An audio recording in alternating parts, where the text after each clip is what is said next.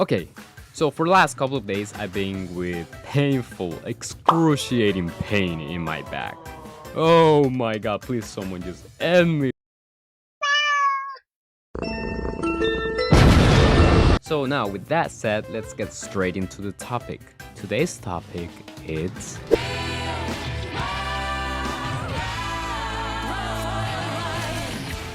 oh, Jojo's. That manga that makes me feel like I'm about to find out who is that stand user under my bed at 3 AM every single night. Okay, no, seriously, let's start with the actual steps you need to go from being a Jonathan Part 7 to a Jonathan Part 1. Okay, to start off, we have to understand that the current state of Jojo's is not the same as when it started. In fact, Araki had multiple manga attempts before Jojo's that made his art evolve across decades of art and practice. Now with that said, I've been drawing for less than half a decade. And honestly, I will not be able to give justice to his art in all ways. In fact, I'm still learning lots on anatomy, character design. But that doesn't mean I will give up, right? Right? Okay, let's start with the basic steps of drawing this style.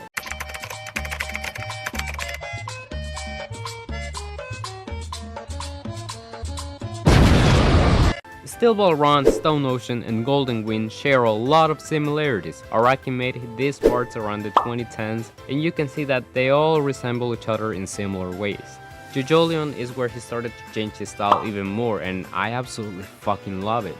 But with that said, we can gather references from these parts to deconstruct them, and we'll start right with the face.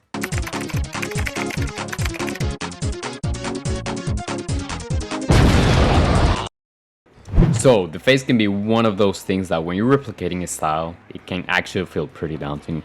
But here I will show you a 3-step method that can actually, you can use for literally any style. First, if you're using a real life reference like I'm doing here with this example, go ahead with the regular ways you would draw it. For me, number 1 is deconstruction. To find how the face is made by its planes, the fundamentals. If you skip this step, it's going to be really hard for you to learn how to draw the Araki face. Second, reconstruction, but this time you actually draw it. By doing this, you will not only be practicing your observation skills, but also your memory skill. And you will find that it's way easier to make your own original characters in the future. And for the third and last step is to add the seasoning. Basically analyze the JoJo style, as I said, depending on the style you're focusing on. You'll have to analyze this and examine it carefully. Ask questions like, what's the shape of the eyelids? What's the shape of the eyes, the eyebrows, the nose, the mouth? If you know how to analyze this correctly and deconstruct them in easy steps, trust me, you will be able to draw this style like in a week probably, or less. Another thing is to think of Araki's style with a mix of Italian sculpture. That's the reason his works look the way it is, because part 4 and 5 he started experimenting. I believe that's something priceless and maybe we should do more often. And with this said, look, it seems like it's about done. Now then, this was just a regular portrait. What about a full body figure? To start off with the body, we first need to look at what are the basic core things we actually need to draw the human figure. Number 1 is, of course, gesture. Without gestures, your drawings will look stiff and honestly lifeless. Gesture is one of the things, like literally one of the core things in my opinion. It was drilled into my head just the way Dio did after sucking off Grandpa Joseph. I've never felt more alive. I feel like a god. Become so strong I can drill my finger into my brain. All right. Go on, tell me not to do it. I don't Tell know me why not to you're do doing it. it. Tell me not to It's fucking a do it. strength You thing. are really fucked now, Jojo! Deal. Well, let's ignore that. Now with this, the only thing that we need is the construction side. If we put both of these methods together, we are left with a mannequin. Now with this mannequin we can do a lot of things, especially creating human figures. Now one thing to note is that JoJo's is very known for its bizarre poses. If you want to get the same level of dynamism, I suggest you to practice a lot. QuickPoses.com is an excellent website, by the way it's free, to practice gesture.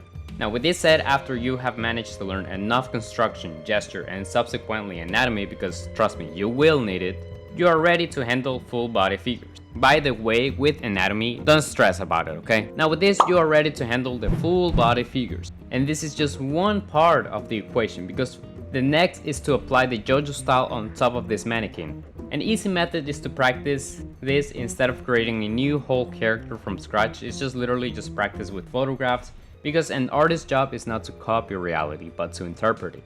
Now with this said, if we lay the foundation of the Jojo style here, more generally, I can tell you that some of the general ways that Araki draws are the next. He uses a lot of dark spots and shadows, in my opinion. This can sometimes be completely dark, or other times it can be simple hatching. You will find him using these little hatching lines to suggest anatomy, details on certain areas, and most importantly, making your drawings look sculptural. And that's the point here. If you can make your drawings look sculptural and combine it with high fashion, you have literally the style down already. But why stop here? We can use intricate angles, different types of clothing, create our own characters, etc. The possibilities are literally endless. And with this already discussed, we can focus on the next thing, coloring. Now, Araki's coloring is quite intense. He uses watercolor and layers on top of layers to give that look. We're talking about the manga here, by the way, not the anime. Anime is just simple cell shading. It looks good, but it is cell shading.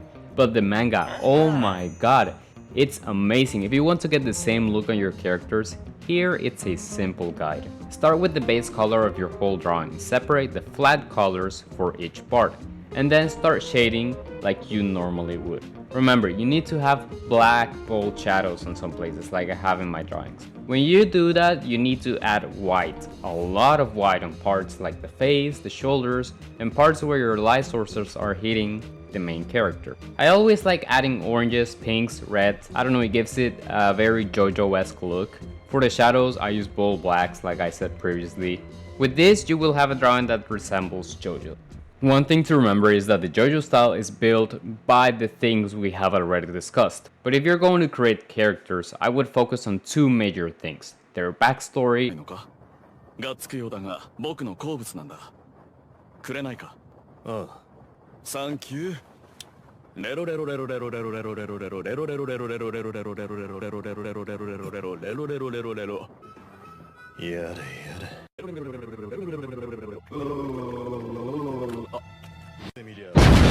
and their silhouette. If you get these two right, try to make the design speak their story before they even talk about it. Now, for my traditional friends, don't think I will leave you hanging there. If you're planning to do a traditional piece, it's literally almost the same, but you don't have the Ctrl-C Ultimate, which in this case you will need to be really intentional on how you put your colors. My recommendation is to play with it. I use alcohol markers, but you can use the watercolors just like Araki does. For this sketch right here of this character, I start with just using some oranges and pinks, some peach colors too, and distribute them. Notice how important it is for me to leave these white areas here. If you don't know much about lighting, I recommend watching Marco Bucci 10-course video on shape design, light and shadow, and much more. It's an amazing little series I would recommend to anyone starting out, and it just takes 10 minutes a video to learn something that will change your art in absolute amazing ways. Another thing, if you're interested in creating manga, I absolutely recommend this book from Araki himself. Manga in Theory and Practice. This book is an absolute beast and it will show you how Araki creates characters, plot, structure, and more. It costs around $10 if you're in the US, and it's amazing. With this, for the last months that I have been inactive in this channel, sorry for everyone that's rewatching me. If you're new, thank you. I have focused all my energies on creating my own manga, my own characters, leveling up my skills, and much more.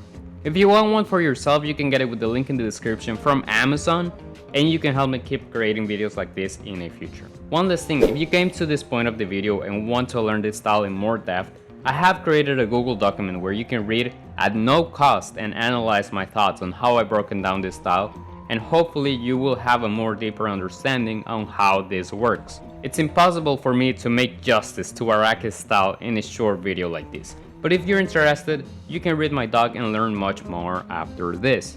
I hope you liked it. If you did, leave a like and a comment down below. Remember to subscribe. Let me know what you think, and that's about it. See ya!